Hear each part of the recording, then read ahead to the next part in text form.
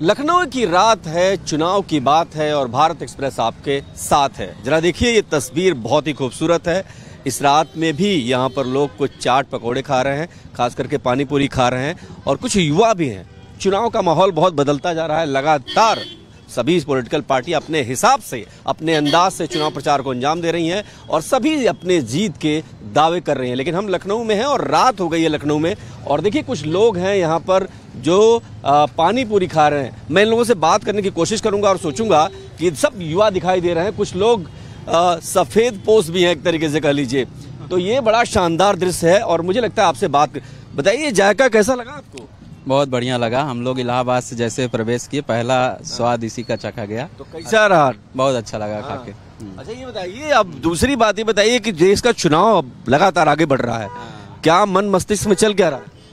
मन मस्तिष्क में यही चल रहा है कि रोजगार खत्म होता जा रहा है, युवाओं को रोजगार नहीं मिल रहा, नौकरी नहीं मिल रही है, जनता परेशान है, किसानों को उनका मन मुताबिक आय नहीं मिल रहा, सब कुछ, इसलिए हर आदमी परेशान है। आज आदमी बदलाव चाहता है, तो हम युवा भी चाहते हैं कि इस बार बदलाव हो। ये बताइए, वोट डालेंगे कि नहीं डालेंगे? वोट बिल्कुल डालेंगे, वो तो हमारा अधिकार है, वो तो जन्मसिद्ध अधिकार है। उसको अगर हम छोड़ देंगे तो हम तो किसी लायक नहीं रह जाएंगे। वोट देना बहुत जरूरी है। सबसे बड़ी बात बताइए, चुनावी मिजाज क्या है? मतलब क्या देश कहाँ जा रहा है? चुनावी मौसम क्या है? मतलब क्या है चुनाव का मौसम? यही है कि हम लोगों को जो मेन मुद्दे हैं, जैसे रोजगार हुआ, पढ़ाई हुआ, शिक्षा हुआ, हम लोगों को इस विषय पर, हम लोग युवा हैं, युवाओं को हम लोगों को क्या चाहिए? रोजगार चाहिए, अच्छी शिक्षा चाहिए, अच्छी दवाई चाहिए। हम लोगों का मेन मुद्दा ये है। लेकिन अगर मुद्दे से भटका के अगर किसी युवाओं को अगर बरगला के बताइए, चलिए बताइए, आपकी बातचीत समझ में आ रहा है। कौन देगा रोजगार, कौन देगी दवाई, कौन सरकार देगी दवा? नहीं, सरकार चाहे जो हो, व्यक्तिगत मेरा किसी का कोई सपोर्ट नहीं है, सरकारें सभी अच्छी हैं, लेकिन सरकार को युवाओं के हर मुद्दे को ध्यान रखना चाहिए। मुद्दे का मतलब ये है हम लोगों की जो बेसिक जरूरतें हैं। आपसे बात करूंगा एक मिनट। चीज़ें रोजगार तो वो मायने रख रही है, लेकिन अगर देखा जाए तो मोदी जी जब से आए हैं तब से मुझे लगता है स्वास्थ्य विभाग में लगभग 60% बदलाव आया है। पहले साफ सफाई नहीं थी, पहले बहुत ज़्यादा नहीं साफ सफाई हो पाती थी, लेकिन अब साफ सफाई बहुत ज़्यादा है। और देखा जाए तो सबसे पहले हम मेडिकल कॉलेज की बात करना चाहेंगे। मेडिकल कॉलेज की स्थिति बहुत ख़राब थी, लेकिन आज मेडिकल कॉलेज की स्थिति ये है कि आप किसी भी समय जाएंगे तो आपको व्यवस्था चुस्त दुरुस्त मिलेगी। ये देखिए क्या कह रहे हैं आप, तो कह रहे तो कुछ है ही नहीं। क्या कुछ नहीं? रोजगार तो बिल्कुल नहीं है, इसलिए युवा परेशान है। आप देखिए हर जगह चले जाइए, स्वास्थ्य का माल बात कर लीजिए, कहीं कहीं आप जाइए देखिए लोगों को एम्बुलेंस नहीं मिल रहा है। यहाँ 108 डायल करते रहिए, लोग एक घंटे बाद कॉल उठती है, तब तक लोग पता नहीं खत्म हो जाते हैं तब तक। हाँ, युवाओं को लगातार देखिए आंदोलन चल रहा है। करूंगा आपसे, जरा इनसे ही बात करते हैं। आप सबका स्वाद बदल रहे हो। चलो, सबसे पसंदीदा लीडर कौन है आपका, ये बता दो। लीडर सभी अच्छे हैं, मगर यही है रोजगार चाहिए और क्या चाहिए। हम लोग ठेला लगाते हैं, पुलिस वाले परेशान करते हैं, कुछ कोई रोजगार है ही नहीं तो क्या करें और क्या कर सकते हैं। इधर क्या चाहते हो कि मतलब यहाँ ठेला लगा पाओ?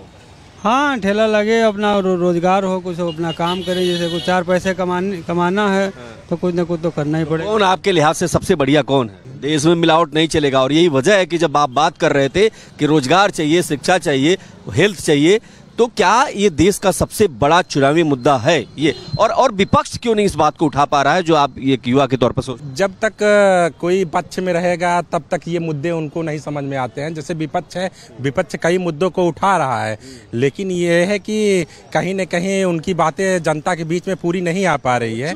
चूक हो रही है, कहीं न कहीं चूक हो रही है। जो बेसिक जरूरतें हैं, जो बेसिक जो माहौल होना चाहिए था कि हाँ, बेरोजगारी के खिलाफ और शिक्षा के खिलाफ, दवाई के खिलाफ। शिक्षा इस समय इतनी महंगी होती जा रही है कि किसी भी स्टूडेंट से आप पूछिए, पढ़ाई लिखाई हर चीज़। हमारे इलाहाबाद विश्वविद्यालय में 939 रुपये में हम लोग पहले ग्रेजुएशन कर लेते थे, आज 4-4 हज़ार फीस हो जा रही है। इलाहाबाद विश्वविद्यालय 4-4 गुना फीस बढ़ा दी जा रही है, उस पर कोई ध्यान नहीं दिया जा रहा है। सरकार का मेन काम तो ये है कि कम से कम शिक्षा में उसको ध्यान दिया जाए।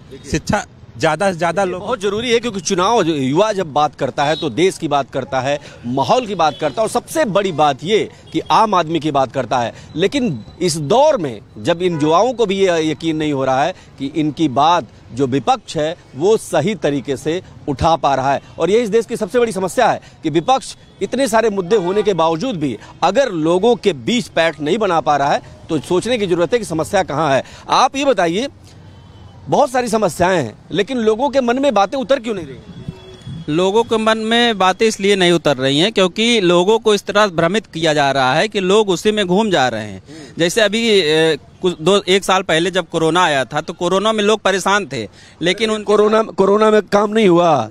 कोरोना में काम नहीं हुआ। हेल्थ पर कितना बड़ा काम हुआ। हिंदुस्तान ने टीका बना लिया, काम ही नहीं हुआ। बनाया गया कि लोगों को इस तरह बेवकूफ बनाया गया कि लोग यहाँ तक उसमें ताली थाली सब कुछ बजा दिए।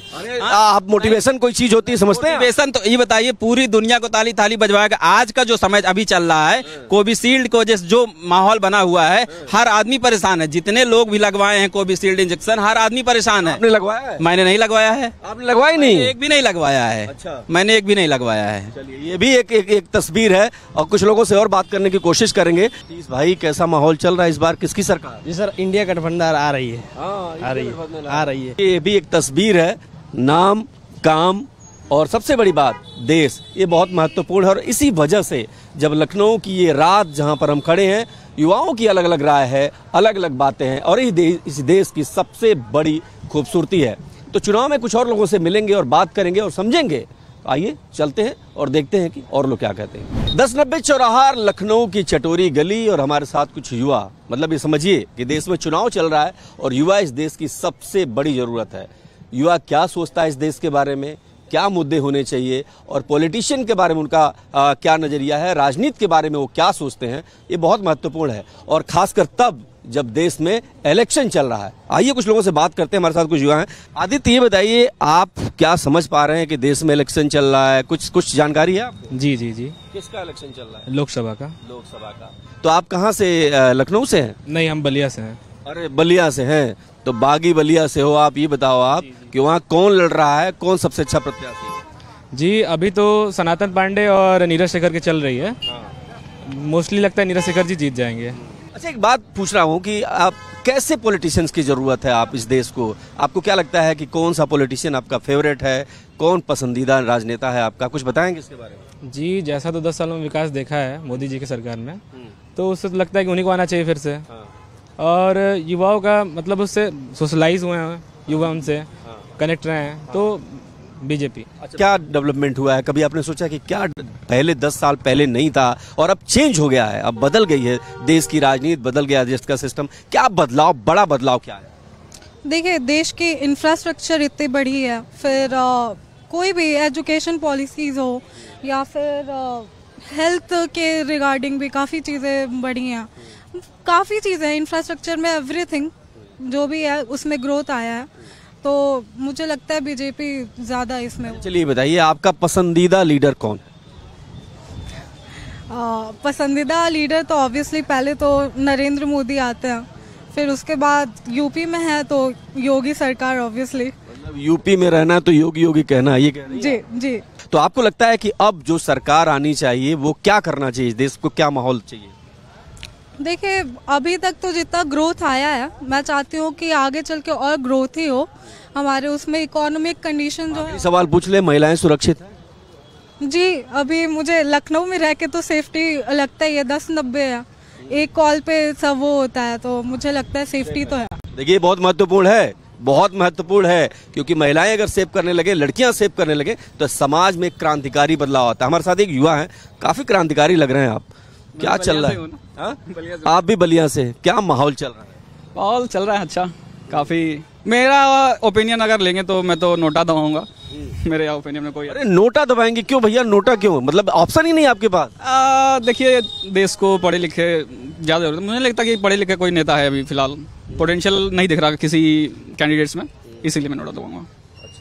क्या चाहते हो आप कि आखिर नोटा का ऑप्शन आपके पास आ रहा है, आप क्या चाहते हैं और क्या बदलाव नहीं हो पा रहा है जिसके चलते आप नोटा दबाना चाहते हैं? एक्चुअली यहाँ पे कॉम्युनल ज्यादा हो गया है कंट्री थोड़ी सी, तो मुझे अच्छा नहीं लग रहा। अच्छा नहीं लगता। क्या करते हैं आप? मैं तो अभी फिलहाल मेरा बिजनेस है। बिजनेस है? क्या एज है आपकी? 22 साल।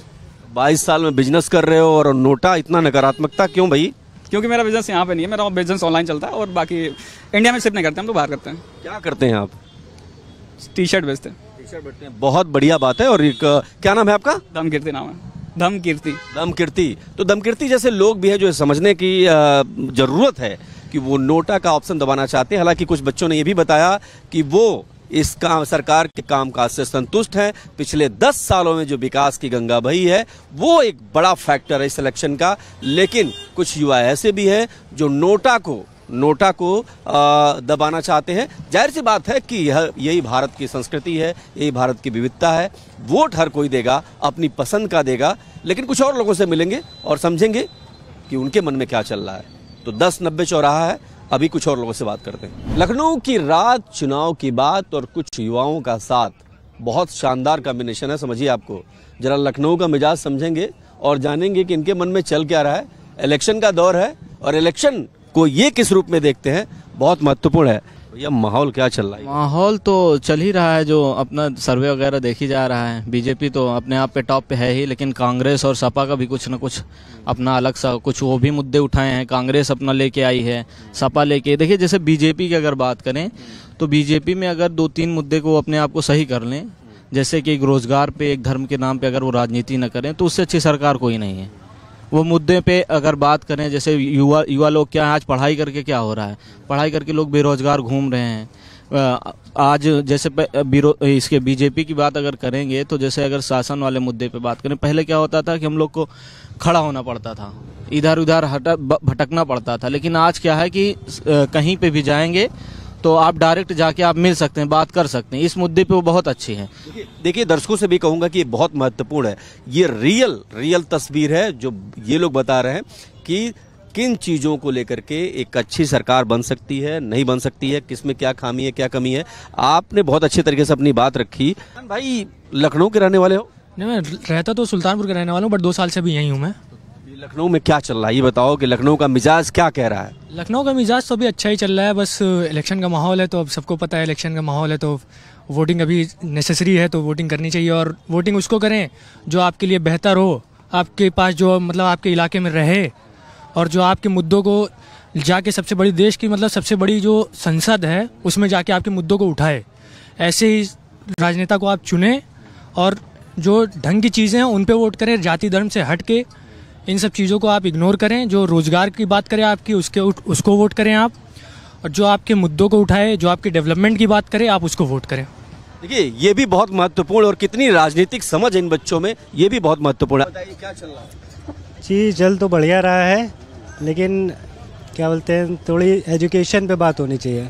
एजुकेशन में जैसे दिल्ली में है एजुकेशन, वैसे लखनऊ में भी वो सुविधा होनी चाहिए, क्योंकि सरकारी स्कूल के बहुत बुरे हाल हैं यहाँ पर। तो यहाँ पर शिक्षा में बात होनी चाहिए। और भी मुद्दे हैं लेकिन अब ध्यान नहीं है इतने। ठीक है, ये बताइए, आप ये बताइए, लखनऊ की बात करें तो लखनऊ में मुकाबला किसके किसके बीच है? लखनऊ में तो ऑब्वियसली सपा और बीजेपी, इसके अलावा तीसरा कोई ऑप्शन है नहीं। जहाँ तक जैसे बात करें कि मुख्यमंत्री अखिलेश यादव वो भी रह चुके हैं, वो भी अपने आप को युवाओं को लैपटॉप जैसे और अन्य सुविधाओं जैसे, वो भी किसानों के मुद्दे पे भी वो बात करते हैं। वो भी अपना कहीं ना कहीं मुख्यमंत्री रह चुके हैं, काम कर चुके हैं, युवाओं को रोजगार देने का भी वो काम किया है। अभी जो तत्कालीन सरकार है, अगर ये जैसे 2-3 चीज़ों के मुद्दे को लेकर अपने आप को सही कर ले, तो मैं ये भी कह रहा हूँ कि इससे बेहतर भी सरकार कोई नहीं है। बताइए, आप बतौर मुस्लिम, आप लोग बीजेपी में क्या देखते हैं कि बीजेपी क्या वोट करने लायक पार्टी नहीं है? जी, ऐसा बिल्कुल नहीं है कि वोट करने लायक पार्टी नहीं है। वोट बिल्कुल करें। अगर आपके इलाके का कैंडिडेट अच्छा है तो आप जाति धर्म से हट के वोट करें, क्योंकि वो आपके मुद्दों पे बात करनी चाहिए, जाति और धर्म पे बात नहीं करनी चाहिए उसको। तो इस पर मुझे नहीं लगता कि मुस्लिमों को ऐसा बीजेपी से बचना चाहिए ऐसा कुछ, लेकिन बस वही है कि जिसको आप चुने वो जाति धर्म पे बात ना करे, आपकी बात करे। देखिए, ये बहुत बड़ी बात है जो यहाँ से लखनऊ से निकल रही है भारत एक्सप्रेस के दर्शकों के लिए, कि जाति धर्म का कोई इशू नहीं है, देश बड़ा है और देश के लिए। क्या ये बात सहमत है आप? बिल्कुल बिल्कुल बिल्कुल, इस बात से हम पूरी तरह सहमत हैं। जैसे अब हमारे यहाँ, जैसे आपने ये बात किया कि बीजेपी को वोट करें या ना करें, हमारे यहाँ सुल्तानपुर के जो है वहाँ पे माननीय मेनका गांधी जी सांसद हैं। हम लोगों के लिए वो बहुत कुछ काम किए हैं, बहुत कुछ हम लोग उनको खुला समर्थन देते हैं। पिछली बार भी दिया था, आपकी बार भी देंगे। हमारे घर जैसा उनसे संबंध रहा है। हमारे मामू थे प्रधान, 10 साल से रह चुके हैं, उनका डायरेक्ट फ़ोन कॉल आता था। कभी भी अगर बीमार वगैरह पड़ती थी वो डायरेक्ट उनसे बात करती थी। तो ऐसे लोगों के लिए कभी ये बीजेपी या सपा या कांग्रेस इस चीज़ के लिए नहीं है। ये है कि आपके लिए क्या कोई अवेलेबल है, आपके इलाके का है, आपकी परेशानियों को सुन रहा है, ये चीज़ें। बाकी देश के हिसाब से अगर बात करें तो जैसे फिर यही बात कर रहे हैं कि आप थोड़ा सा, जैसे युवा हैं, युवा ही आगे जाएंगे। ये आज का जो बचपन है, कल का ये भविष्य बनने वाला है। कल का आगे ये फ्यूचर चल के बनेंगे। तो हमारे लिए मुद्दे ये नहीं रखते बीजेपी क्या है, कांग्रेस क्या है, सपा क्या है, इस बात का नहीं। हमारे लिए मुद्दा ये रखता है जैसे देश में क्या हो रहा है, देश में क्या चल रहा है, अपने इलाके में क्या चल रहा है, कौन से लोग हम लोगों के बीच में आ रहे हैं, कौन से लोग नौकरी रोजगार की बात कर रहे हैं। बिल्कुल ठीक है, बात करेंगे आपसे। आप बताइए आपका नाम क्या है? अली हसन। अली हसन, आपको क्या लगता है कि जो अभी जो राजनीतिक परिदृश्य में उसमें आपकी पसंदीदा पार्टी कौन है और कौन इस देश को आगे, चूंकि देश का चुनाव है तो कौन इस देश को सबसे आगे ले जाने वाला है? अब इसके मामले में तो यही है कि जो एजुकेशन की बात करे, हमारे देश के हित की बात करे, युवाओं की बात करे, रोजगार की बात करे, भ्रष्टाचार को खत्म करे, वो पार्टी जानी चाहिए।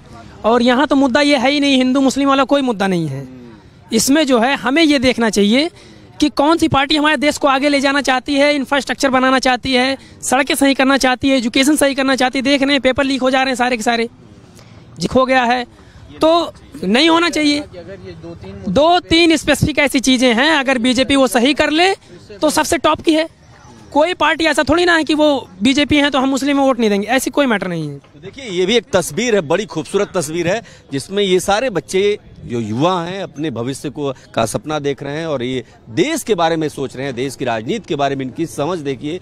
इनको ये लगता है कि जो रोजगार दे सके, जो देश को आगे ले जा सके, जो देश को सबसे पहले रखे और जो आपके कैंडिडेट यानी जो आपका कैंडिडेट है जिससे आपकी दखल हो, जिससे आप काम करा सकें, वो जरूरी है, न कि इस आधार पर कि कोई धर्म का है, किस धर्म का है, किस जाति का है और किस क्षेत्र से आता है, ये कोई मैटर नहीं करता। ये सबसे बड़ी बात यह है कि देश की ये बदलती हुई राजनीति का सबसे शानदार उदाहरण है कि जहां युवाओं के मन में देश के लिए बहुत कुछ है, बहुत कुछ है, बहुत कुछ है। जाहिर सी बात है कि ये जो तस्वीर है आप सबको बहुत पसंद आएगी। तो देखिए लखनऊ की रात है और कुछ युवाओं का साथ है जो मैं बार बार कह रहा हूं, और यहाँ पर कुछ ऐसे लोग हैं जिनसे बात करेंगे। इस बार माहौल क्या है? माहौल बहुत अच्छा है, एक तरफा माहौल है। 400 पार। किसका? मोदी जी का 400 पार, कहीं कोई रोक ही नहीं है। मैं अपने यहाँ से मंडल अध्यक्ष हूँ, ओबीसी मोर्चा भाजपा से। आप बीजेपी वाले? बीजेपी वाले हैं। तो 400 पार बोलोगे ही इसमें कि आप तो 400 पार बोलोगे। ये बताओ, सुनिए मैं बात करता हूँ, इधर आए ना भैया। ये जो कह रहे हैं भैया इधर आना, ये 400 पार का जो नारा दे रहे हैं ये ऐसे हवा में दे रहे हैं कि मतलब कुछ है इसमें? नहीं, ये तो है सर, ये तो है। अच्छा, ये तो दिखने में लग रहा है सबको कि है। इंडिया गठबंधन वाले परेशानी में डाल दिए। वो तो ऐसे रहेंगे, वो तो ऐसे चलते रहेंगे, बीजेपी कोई नहीं हटा सकता अब। हाँ, ये तो परमानेंट हो जाएगी सर, परमानेंट हो जाएगी। हाँ। अच्छा, चलिए कुछ और लोगों से बात करिए। इधर आइए। ये टोपी आपकी बड़ी शानदार है, देश का माहौल शानदार है कि नहीं है? बहुत अच्छा माहौल है, बहुत अच्छा माहौल। वोट तो कमल ही को लगेगा। क्यों? इसलिए सब कुछ तो वही कर रहे हैं। क्या कर रहे हैं? लोग कह रहे हैं, अखिलेश तो कह रहे हैं कुछ कर ही नहीं रहे। वो क्यों नहीं कर रहे? कर रहे नहीं तो ये रोड पे हम लोग ऐसे ही आजाद टहल रहे हैं। कर रहे हैं जब तो टहल रहे हैं।